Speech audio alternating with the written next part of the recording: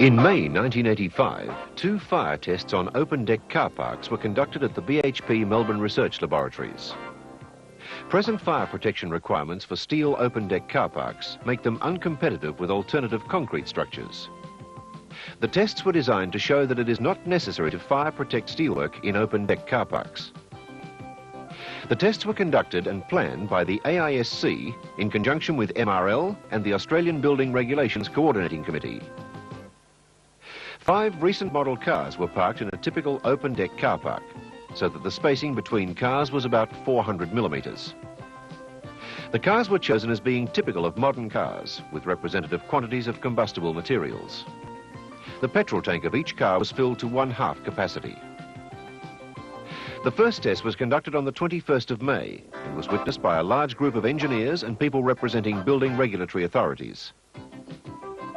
Concrete wall panels were placed around the structure to give 50% side opening, and the upper floor of the car park was loaded with bricks to simulate the presence of 12 1.7-ton vehicles.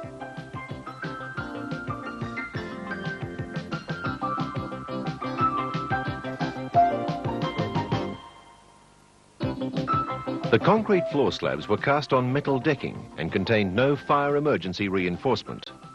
All connections between beams and columns were simple bolted connections.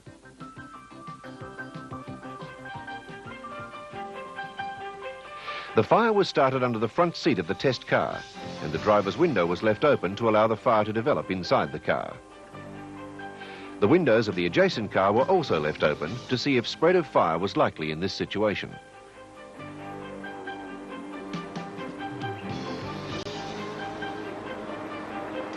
After 1 minute, the windscreen of the test car shattered and flames gushed from the front of the car. The temperature of the steelwork was measured by thermocouples placed on the beams and columns, and a continuous record of fire and steel temperatures was taken.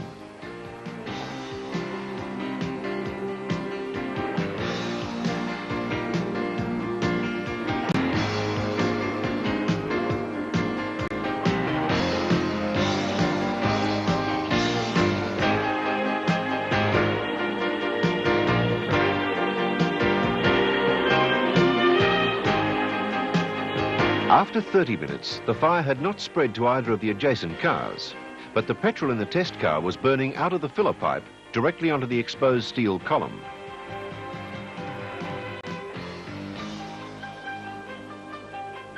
The test car burnt for about 70 minutes and was completely burnt out. The 4 other cars sustained only minor damage, such as bubbling of the paintwork.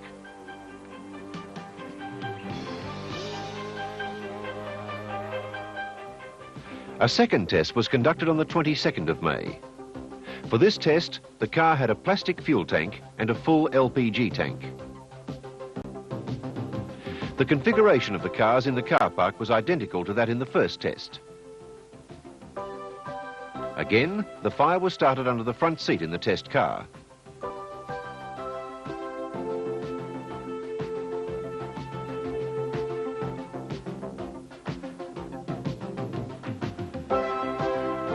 After 1 minute, the windscreen broke, allowing the rate of combustion to increase markedly.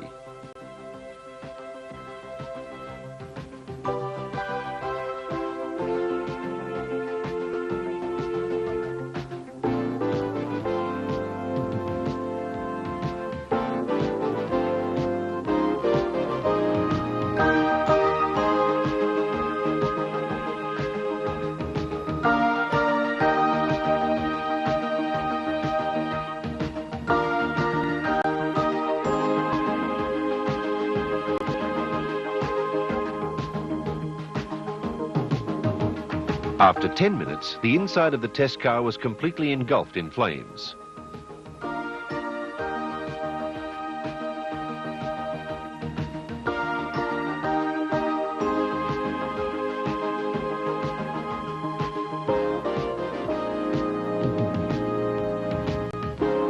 "14 minutes after the start of the test, the LPG tank began to vent its gas to relieve the build-up in pressure due to the heating of the tank, but the vented gas did not ignite. At this time, fire spread to the adjacent car, and flames from this car impinged directly on one of the steel beams. After 30 minutes, the flames spread to the front grille of the test car and some spalling of the concrete wall panels took place.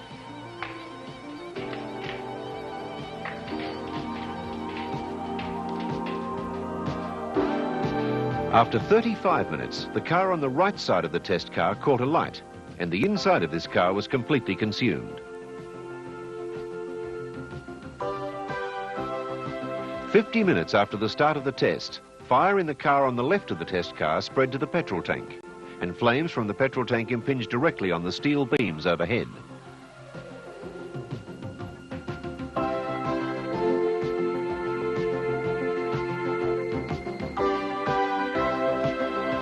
The fires in the cars continued to burn for more than 90 minutes. The interiors of 3 cars were completely consumed, but the plastic fuel tank and its contents were not burnt.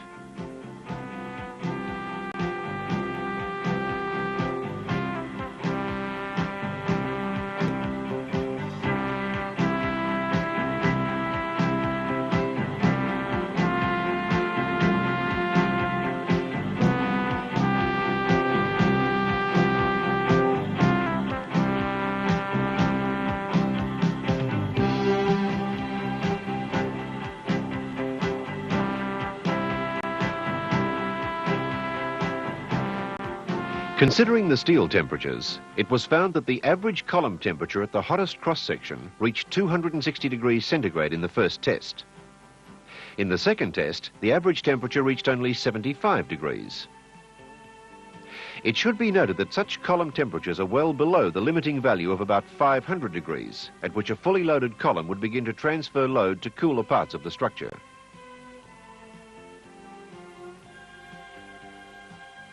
In the case of the beam temperatures, a maximum temperature of 290 degrees was obtained in the first test, while in the second test, a maximum temperature of 340 degrees was reached. Again, these values are well below the limiting value of about 600 degrees, at which a fully loaded beam would transfer load to cooler parts of the structure.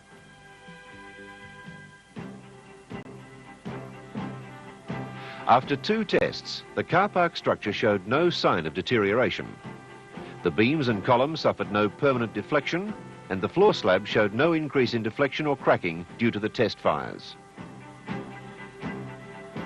The tests demonstrated that fire protection of steelwork in open-deck car parks is not necessary, and have provided a basis for modifications to the relevant Australian building regulations.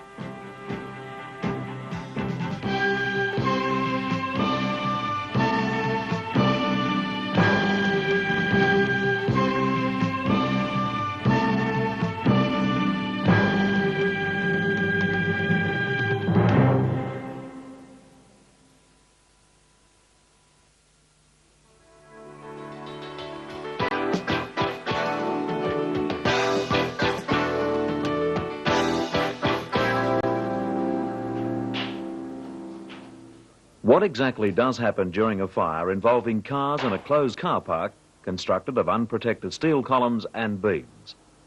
How safe is that unprotected structural steel? Does the fire spread from one vehicle to others?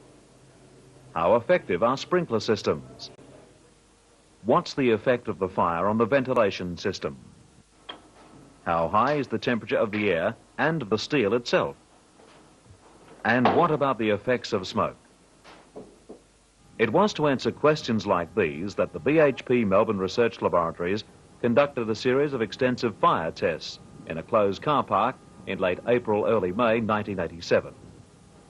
The tests involved regulatory authorities from several states, as well as fire brigade personnel, architects and engineers. At present, building regulations throughout Australia require that all closed car parks must use fire-resistant materials, usually with fire ratings of up to 4 hours. This means that structural steel requires costly fire protection. But in open-deck car parks, the building regulations now allow the use of unprotected structural steel. This follows tests in 1985 by the Melbourne Research Laboratories, which proved that structural steel without fire protection covering could be safely used in multi-storey open-deck car park buildings. Since then, many open car parks using the unprotected steel structure have been built, or are under construction around Australia. But what about the use of unprotected steel in closed car parks? Is it safe there as well? That was the main reason for the latest fire tests, a total of 9 involving 20 cars. Each one was done inside the closed car park building, which was fitted with minimum regulation sprinkler and ventilation systems, although they were not always used. In each test, one car, designated the test car, was set alight.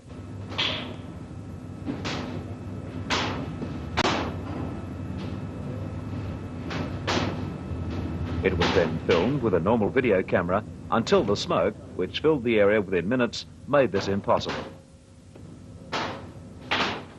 From then on, an infrared video camera recorded each test. As you will see later, it provided the clearest record, even though the pictures are in black and white. This camera was able to trace the progress of the fire. As well as visual monitoring, air and steel temperatures were measured using thermocouples welded to the steel members.